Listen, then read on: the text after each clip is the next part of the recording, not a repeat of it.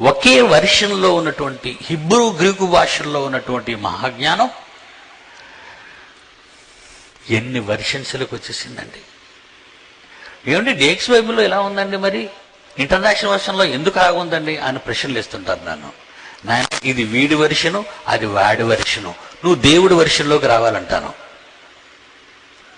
దేవుడు ఆలోచనలోకి రావాలి, దేవుని ఆలోచనలలోనికి రావాలి. నువ్వు మనుషుల ఆలోచనలోకి వెళ్తే దెబ్బైపోతావు. నువ్వు మనుషుల ఆలోచనల్లో ఒక ఎగ్జాంపుల్ మీకు చెప్తాను. ఈ వెర్షన్స్ మీకు అర్థం కావట్లేదు కదా, దానికి ఎగ్జాంపుల్ ఒకటి చెప్తాను. మీరు చదువుకున్నారు కదా అంతో ఎంతో.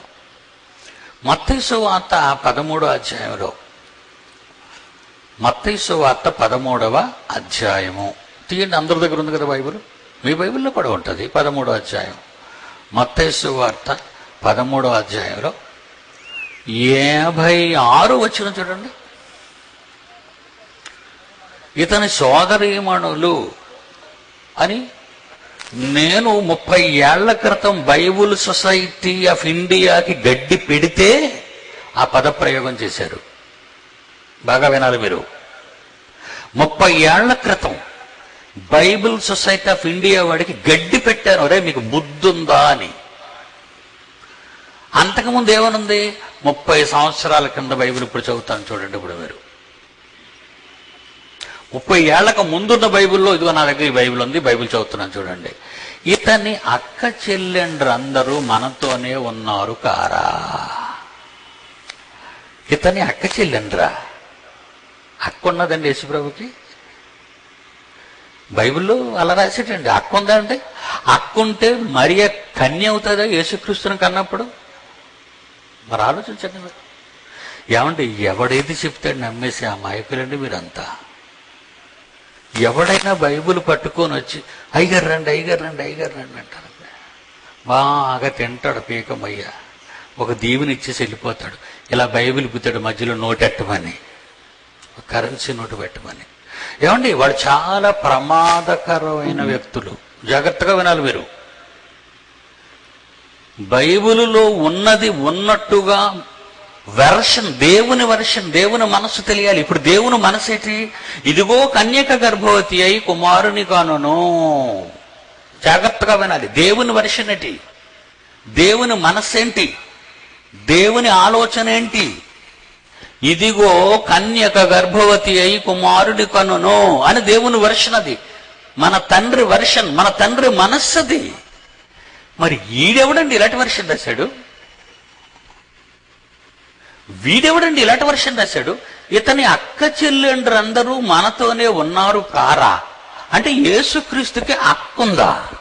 యేసుక్రీస్తుకి అక్కుంటే మరియ కన్య అవుతుందా? ముందే యేసుతో పోయి అక్కని కనేసింది, ఆ తర్వాత యేసుప్రభు పుట్టాడా?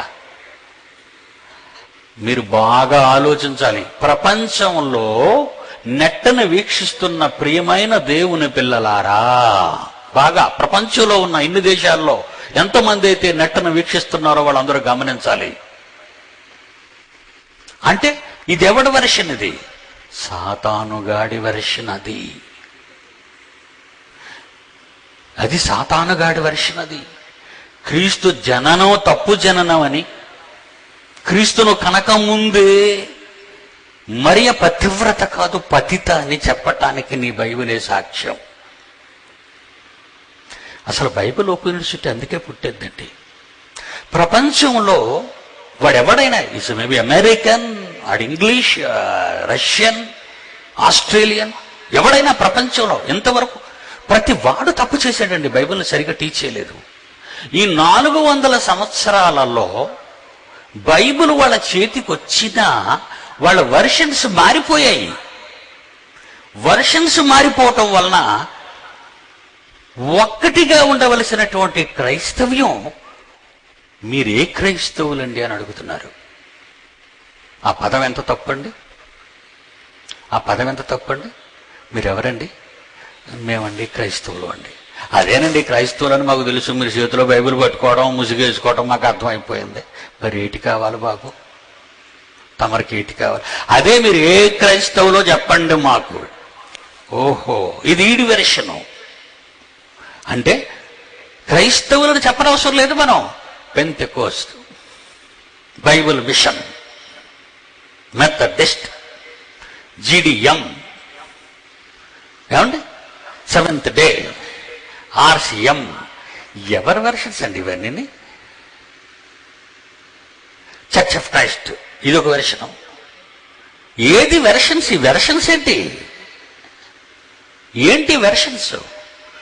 మనుష్యుడు బైబిల్ పట్టుకొని బైబిలులోని దేవుని మనస్సును తెలుసుకోకుండా బైబిల్ చదువుతూ వీడి మనస్సును లోపల పెట్టాడు. ఏమండి, సంఘం పెంతెకొస్తున్న పండుగ దినం గనక ఆ రోజు పుట్టింది. అది it's a day, Pentecost day. ఆ రోజు పుట్టింది కనుక సంఘానికి ఆ పేరు పెట్టుకుందామండి. నీ పిల్ల అనుకున్నావా, నీ కూతురు అనుకున్నావా నీ ఇష్టం వచ్చిన పేరు పెట్టడానికి? పెంతెకోస్తున్న పండుగ దినాన్ని సంఘం పుట్టినంత మాత్రాన్న పెంతెకోస్తున్న పేరు పెడతావా? ఒకడేమంటాడండి, బాప్తీసాలు తీసుకుంటున్నాం కనుక మనం బాప్తిస్మాలు తీసుకున్నాం, మనం అంతా బాప్టిస్టులం కనుక బాప్టిస్ట్ చర్చ్ అన్నాడు. ఇది ఇక్కడది కాదండి, ఇది విదేశాల నుంచి దిగుమతి అయిన కంపు. ఇది మన వాళ్ళకి పుట్టింది కాదండి, మనం అంతా అమాయకులు కదండి, ఇండియన్స్ మనం చాలా అమాయకులు. ఎవడైనా కోట్ వేసుకొస్తే దొర దొర దొర, మనకు పండగ ఆడి దొర అయితే నువ్వు పొంగిపోతావేటి? నువ్వు దొరవు కాదా? నువ్వు దరిద్రుడు వాడు దొరానా? నువ్వు బానిసవు కాదు, వాడు దొర కాదు. వాడి వెర్షన్ ఏంటో తెలుసా? నేను డబ్బున్న వాడిని, విమానం ఎక్కొచ్చాను, డబ్బు ఇస్తాను కనుక నేనేం చెప్తే అది చెప్పండి అంటున్నారు వాళ్ళు.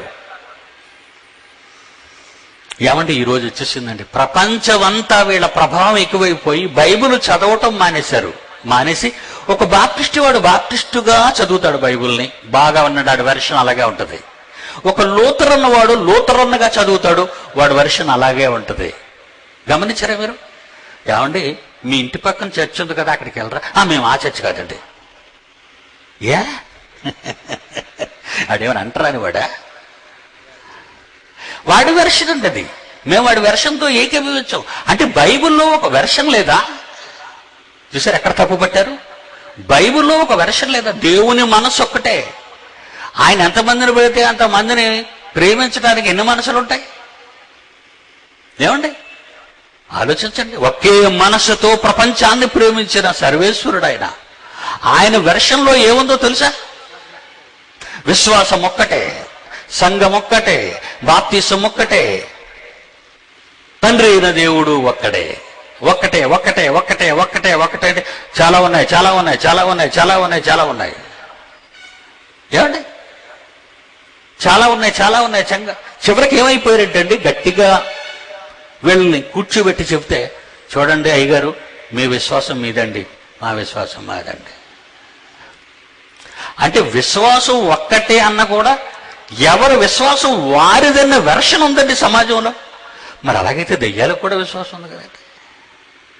దెయ్యాల సంఘం అక్కడ ఉందా? దయ్యములు కూడా నమ్మి వణుకుచున్నవి అంటున్నాడు యాకోబులో 2:19.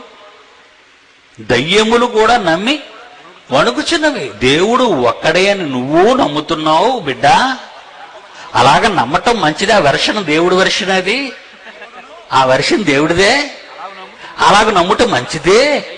దయ్యములను నమ్మి వణుకుచున్నవి. మరి వాళ్ళందరూ విశ్వాసులైన దయ్యాలు సార్ అంటావా? విశ్వాసులైన దయ్యాలండి అంటావా? కనుక అండి 400 సంవత్సరాలలో దేవుని మనస్సు ఏమైపోయిందో తెలుసా? మనుషులు కైవసం చేసుకొని ఎవడి వర్షను వాడు పుట్టించాడండి. అందుకే క్రైస్తవ్యం కుక్కలు చెప్పని విస్తరైపోయింది కదండి. మరి ఒక్కొక్కడు అది ఇష్టం అండి. ఏమండి, ఒకటి అంటాడండి, బైబిల్లో ఎన్నో ఉంటాయి సార్, అవన్నీ మనం చేయగలమా? మరొకడు కొత్త వర్షం చెప్తాడండి. ఆడు కొత్త వర్షం తెలుసా? రాత్రి నాకు దేవుడు బయలుపరిచాడండి. అంటే ఇంతవరకు దేవుడు మనసు మనకి ఎవరికి చెప్పకుండా, 66 పుస్తకాల్లో ఎక్కడా లేకుండా వీడికి రాత్రి చెప్పాడు స్పెషల్గా ఒక వెర్షను. దేవుడు నాకు బయలుపరిచాడు అంటాడు. అంటే 66 పుస్తకాలలో సుమారు 42 మంది ద్వారా 1600 సంవత్సరాల కాలంలో రాయబడిన మహాజ్ఞాన గ్రంథంలో దేవుడు బయలుపరచని సంగతి రాత్రి నీకు బయలుపరిచాడా? ఇంకా వాడి ఇష్టం వచ్చినట్టు మాట్లాడతాడండి.